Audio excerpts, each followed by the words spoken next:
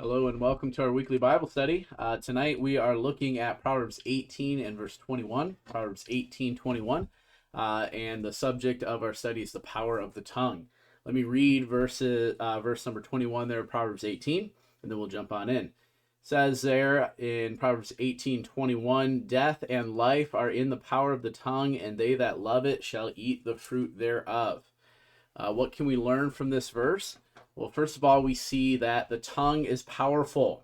Our language, our words are powerful. Our language is a matter of life and death. Any way in which we communicate, whether it's how we speak, how we text, how we use social media, our tongue is powerful, right? And again, this proverb describes it as a matter of life and death.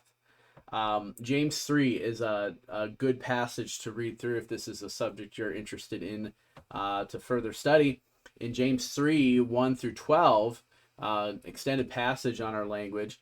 But in verse 5 of James 3, he says this: "The tongue is a small member, yet it boasts of great things." I think we so often go through life, we go about our daily tasks, and we talk to others, we communicate. We use our phones, we use our social media, and we don't stop to consider how powerful our language really is. Here, this proverb knocks us out of that wrong thinking and says, hey, your language, your tongue is a matter of life and death. What's the second thing that we can learn from this passage? Well, one of the reasons that our tongue is so important, our language is so important, is because our words produce fruit, right? It says at the end of verse 21, "They that love it," or love the tongue, "shall eat the fruit thereof." Now, there are two types of fruit that are talked about here in Proverbs 18:21. First of all, good fruit, right? This word good has to do, or life has to do with life, strength, health, good things, things that build, right? Proverbs 16:24 says, "Pleasant words are as an honeycomb, sweet to the soul, and health to the bones." And so our words can produce fruit that builds, that gives life, that heals, that encourages, edifies, right? All good things. On the other hand, our words can also produce death, right? And so there can be bad fruit, fruit that brings death or ruin, fruit that is destructive, words that tear down, all right? Words that don't do anything constructive, right? And so again, our tongue is powerful and our words produce fruit. We need to be so careful with the things that we say and the way that we use our words. Think about how many opportunities we have to communicate with others, how often we speak, again, whether it's verbally or with other means of communication. We communicate so often. Each of those communications, each time we speak, is producing something, some sort of fruit, right? Do I want it to be good fruit, healthy fruit, or bad, destructive fruit? Well, again, obviously, I want fruit that would be life-giving. And so let's consider our words, right? Let's discipline our words. Let's ask God for grace to use the right words. Because, lastly here, we will receive the fruit of our words. We will receive the fruit of our words. Now, the Proverbs are all about practical living. How do I live this life in a way that would please God, right? How should I think about the different things that I'm going to encounter? And so we're going to receive the fruit of our words in this life, right?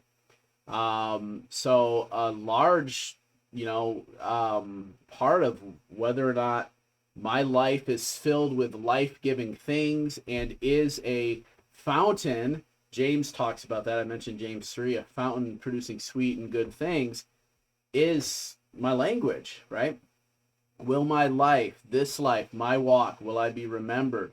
Will this be what marks and characterizes my life, right? What kind of fruit will be produced in my life? Because I'm going to receive it. I'm going to receive the consequences of that, right? Whether those are negative consequences for me or negative consequences for others, or missing out on positive things, or just my life and your life producing this fruit that is such a blessing to everybody around us, right? So we will receive the fruit of our words, yes, in this life, but also in the next. Maybe you want to write this verse down and look it up later. Matthew 12, verses 36 and 37. Jesus makes a shocking statement that every idle word that we speak will be taken into account, and that we will answer to God for the things that we say, right? We oftentimes don't think our language is that important, but Jesus says it has eternal consequences, right? And that could be looked at in a negative or a positive way, right? I wonder if there's anybody that's going to be in heaven because I spoke life-giving words. I wonder if there's anybody that's walking closer with Jesus because of the words that we're speaking into their life and encouraging them with. There's so much that has eternal consequence in what we say, right? And so let's consider that, yes, our words produce fruit, and we receive it, right? We're responsible. We're going to stand before God and give account of the things that we said and how we used our language. Well, short lesson here this week. Really want to encourage you to think about the importance of your words and how many different ways in which you communicate, and ask God for help with this, right?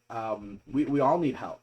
James says in James 3, if you can bridle your tongue, you're a complete person, right? We need God's help. And so let's ask him to help us to remember the importance of our words, and to be using words, using language that would be life-giving, because we know we're accountable to him for those things. Well, God bless you, and we'll see you next time as we continue with our weekly Bible studies.